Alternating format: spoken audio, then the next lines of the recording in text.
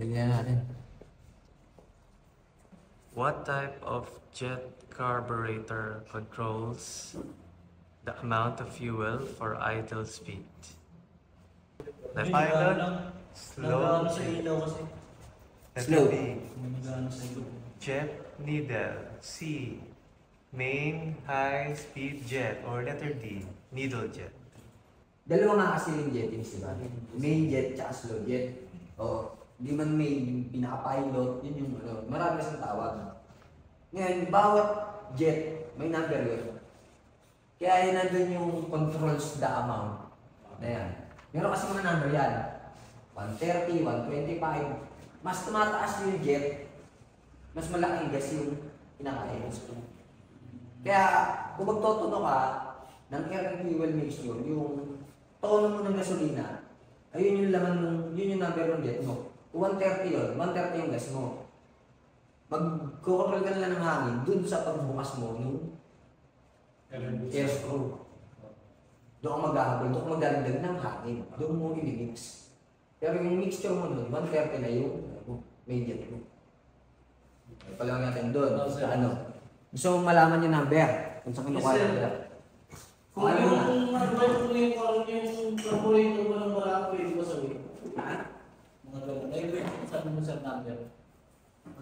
Yung carburetor ng barako, pwede ba ilagay sa amin? Yun yung number. Ito yung sinasabing number. Alam ba itong balita to? Yes, sir. Ito yung main. Ayan yung pilot. Ito yung slow. Ito yung minor mo. Pag birit mo, dito nahihigot yung gas. Ito ngayon, meron tong number. Itong main. Nyari, 118. 120. Saan na ano yun, sir, yung number na yan? Tanggal tayo ha. Kasi wala yung tools dito. Pahingin niyo ako ng tools doon. May number yan. Ayan. Kita na. Nasi-sense ba niya yung number? Teka lang. Ayun. Sa taas. Diyan. Saan ba number? Ayun. Ayun number. May number yan. Kita.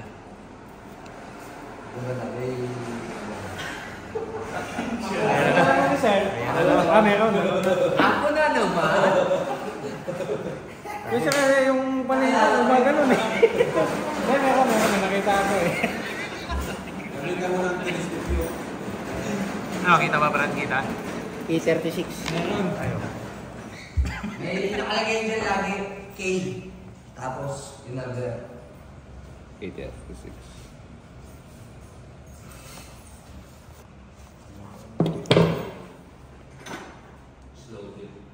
Sir, ano yung sabihin ng nakalagay na numbers? Yung size ng butas. Saan yun? Oh.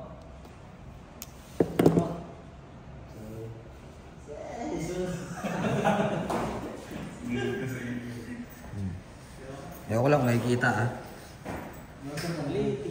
Hindi mo ba sa kaso din na? Yes! Kailangan na. Malabo lang eh. 118. Status.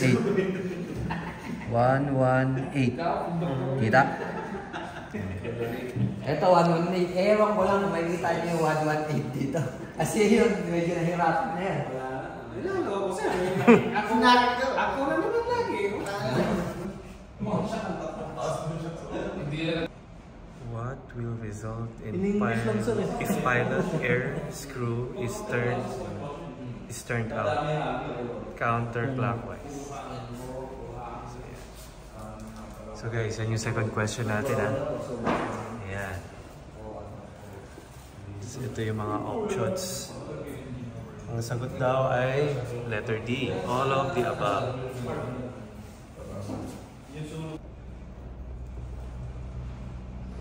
Pangatlong tanong, what shaft holds the drive gear in the transmission? A.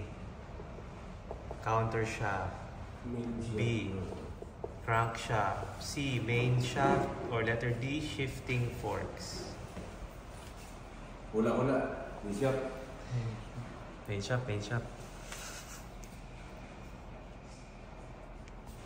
Fourth question, what property of fluid indicates the strength of holding oil film or measures oil degree of thickness? Ayun po, wala pong sagot. Ito, yung maximum ng init. Temperature pala. Ito, yung grading langis. Yung viscosity niya. Lapot. Habang mas mataas yung number. Sa number 1, yung sa taas eh. Viscosity, sagot yan. Oo, viscosity. Viscosity. Namumula na ako. Pwede Tagalog sir. Lapot. Ang best. Pwede naman yan eh, di ba? Ay, hindi. Basta may dindihan ng structure eh. Papaliwanag ko naman pag di mo alam eh. What is the purpose of cooling fins on an air-cooled engine? What part of ignition system converts low tension current to high tension? What type or what part of the ignition system converts low tension current to high tension of approximately 20,000 volts? Ignition ko yun. Tama yan. Galing. Pepe. Hula-hula lang yun. NC, ito na to. Kung may makakapwerte ka, Ito pinakamadali. Ayan. What terminal should be removed first during battery removal? Negative. Red sir. Positive. Negative Negative. ko na. Red. Red. Positive. Negative. Negative sir. Negative. Ay positive. Ako, hindi ko talaga alam. Wala lang ako. Ano rin yung tatanggalin? Sa battery. Natatanggal mo battery? Pula sir eh. Alam ko. Negative yung may ano eh, light. Negative ang una yung tatanggalin. Kasi pag positive, kulang din ang Ganito kasi yun. Paliwanag ko. Kahit sa sasakyan sir. Oo, parang yun. Ayun ang idea na. Ganito yun. Kunyari ito battery. Negative. Positive. Pag nakakabit yan, yung buong katawan ng motor may ground. So kailangan mo yan ang unang tanggalin para patay yung buong System yan. Nakakagulang kasi yun. Pag tinanggal yung positive tapos yung mga Yung negative. negative ang unang tanggalan. Pagbalik naman sir.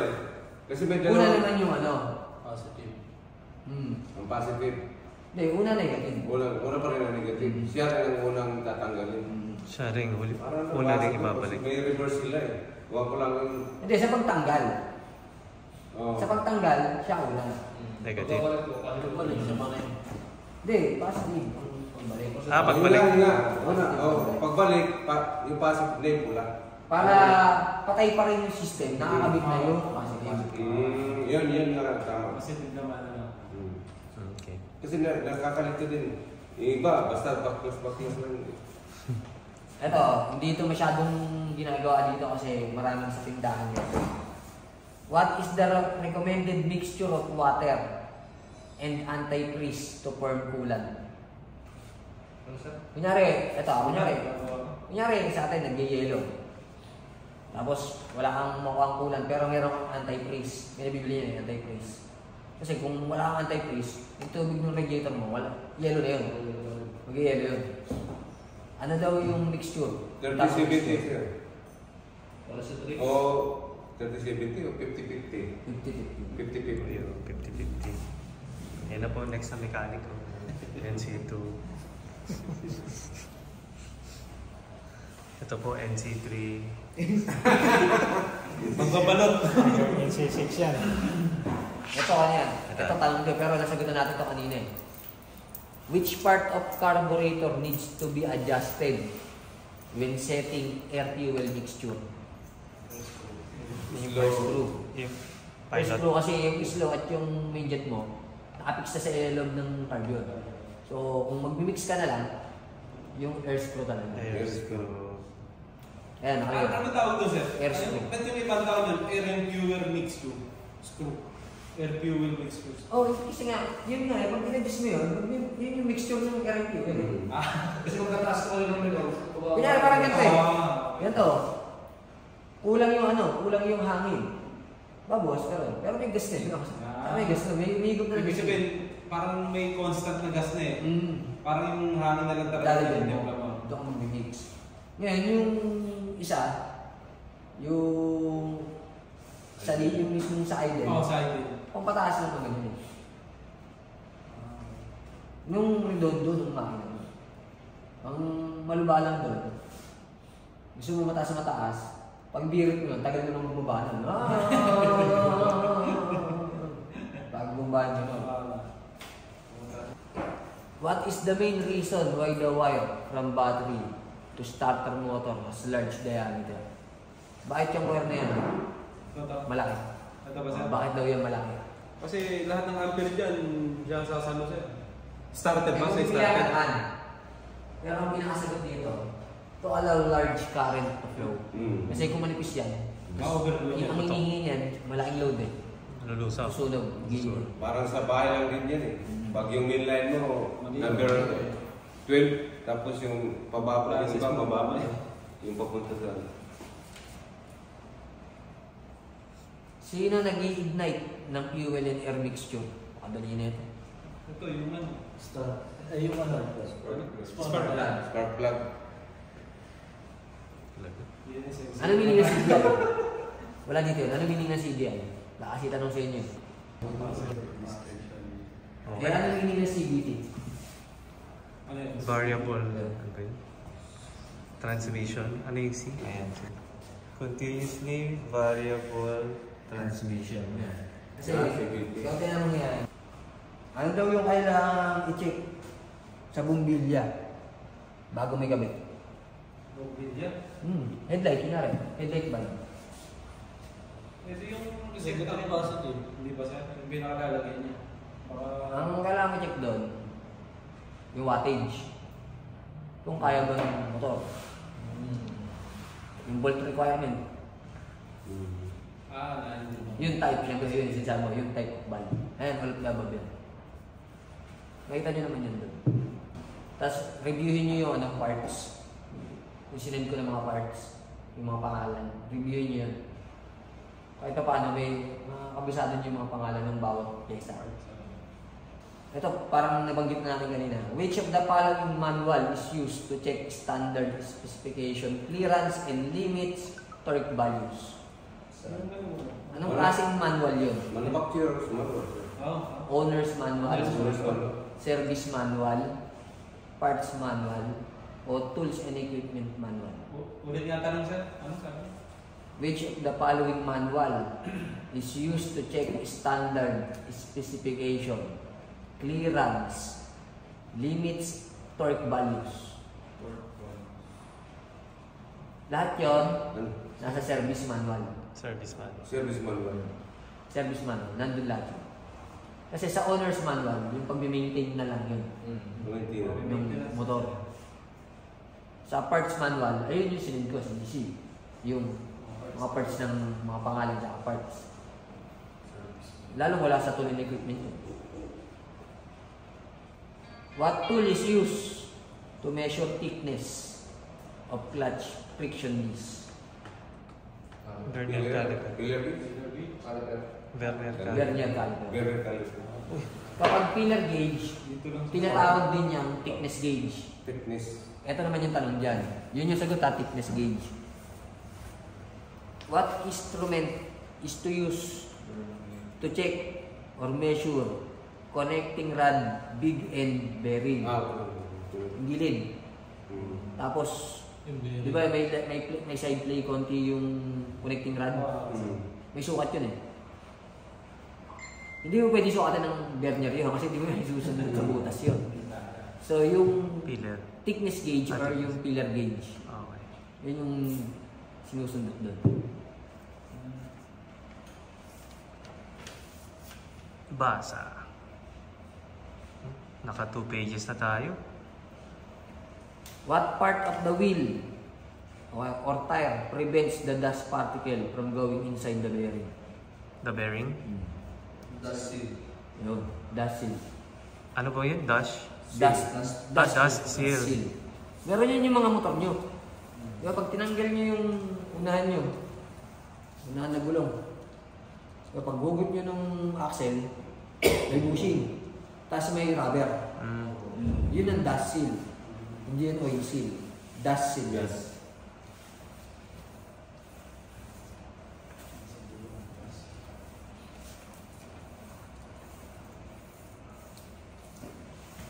Diba kasi napakadadali na ito eh. Parang ang pangit naman na itanong. Parang ito. What would be the effect of tire pressure if out of standard? Pag nasa standard yung hangin mo, tire pressure, ano yung magiging epekto?